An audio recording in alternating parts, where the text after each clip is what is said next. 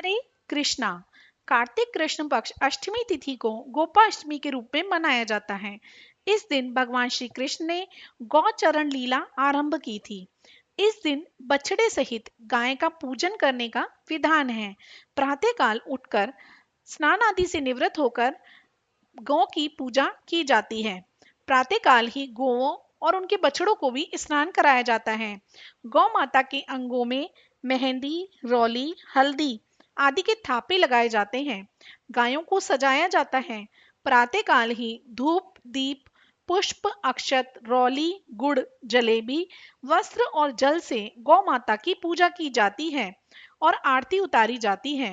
पूजन के बाद गौ ग्रास निकाला जाता है। गौ माता की परिक्रमा की जाती है। परिक्रमा के बाद गौओं के साथ कुछ दूर तक चला जाता है। इसके पीछे एक छोटी सी कान्हा जी की लीला है। उसकी कथा इस प्रकार है। भगवान ने जब 6 वर्ष की आयु में प्रवेश किया, तब एक दिन माता यशोदा से बोले, मैया अब हम बड़े हो गए हैं। मैया यशोदा बोली, अच्छा लल्ला, अब तुम बड़े हो गए हो तो बताओ अब क्या करें। भगवान ने कहा, अब हम बछड़े चराने जाएंगे, अब हम गाय नहीं चराएंगे। मैया ने कहा, ठीक है बाबा, एक बार करो, बाबा से पूछ लेना। मैया के इतना कहते ही झट से कान्हा जी भगवान नंद बाबा के पास पहुंच गए। बाबा ने कहा, लाला अभी तो तुम बहुत छोटे हो, अभी तो तुम बछड़े ही चराने जाओ। लेकिन कान्हा जी कहाँ मानने वाले थे। उन्होंने कहा, बाबा अब मैं बछड़े नहीं गाय चराने जाऊंगा, गाय, क्योंकि अब मैं बहुत बड़ा हो गया हूँ। जब कान्हा जी नहीं माने तो बाबा बोले, ठीक है लल्ला, तुम पंडित जी को बुला लाओ, वह गोचरण का मुहूर्त देखकर बता देंगे। बाबा की बात सुनकर भगवान झट से पंडित जी के पास पहुंचे और बोले, पंडित जी आपको बाबा ने बुलाया है, गौचरण का मुहूर्त देखना है। आप आज ही का मुहूर्त बता देना, मैं आपको बहुत सारा माखन दूंगा। पंडित जी नंद बाबा के पास पहुंचे और बार बार पंचांग देखकर गणना करने लगे। तब नंद बाबा ने पूछा, पंडित जी क्या बात है, आप बार बार क्या गिन रहे हैं।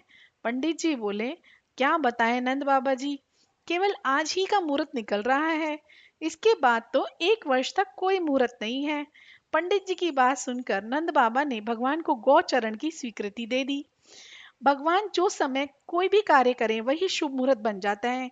उसी दिन भगवान ने गौचरण आरंभ किया और वह शुभ तिथि थी कार्तिक मास में शुक्ल पक्ष अष्टमी। भगवान के गौचरण आरंभ करने की तिथि गोपाष्टमी कहलाई।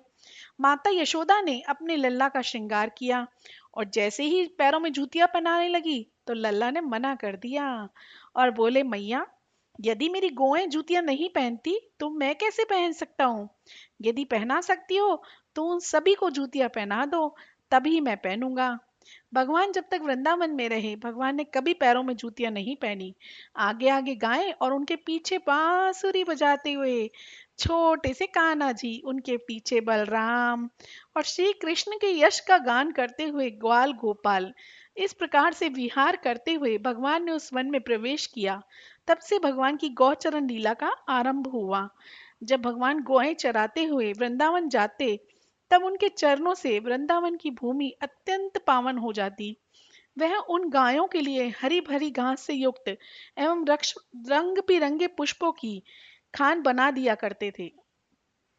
इसीलिए आज भी गोपाष्टमी के दिन सभी गौ पूजन करते हैं और भगवान कान्हा जी का स्मरण करते हुए गौ माता की सेवा करते हैं और उनका आशीर्वाद प्राप्त करते हैं। हरे कृष्णा कृष्णा कृष्णा हरे हरे, हरे राम राम राम हरे हरे।